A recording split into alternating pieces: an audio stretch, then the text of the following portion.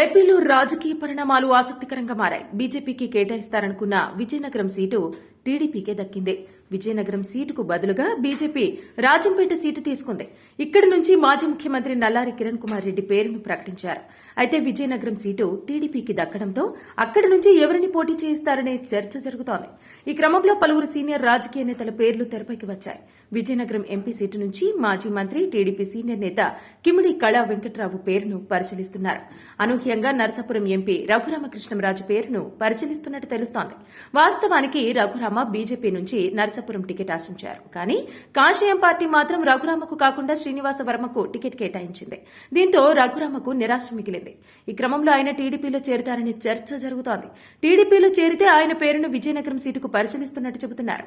వాస్తవానికి నరసాపురం ఆయన పేరే ఉంది.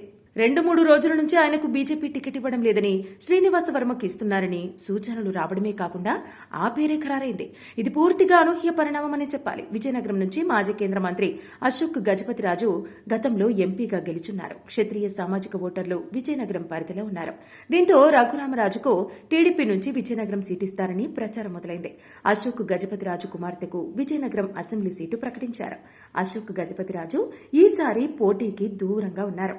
ఈ సమయంలో రఘురామరాజును విజయనగరం నుంచి పోటీ చేస్తే ఎలా ఉంటుందనేదే చర్చ జరుగుతోంది.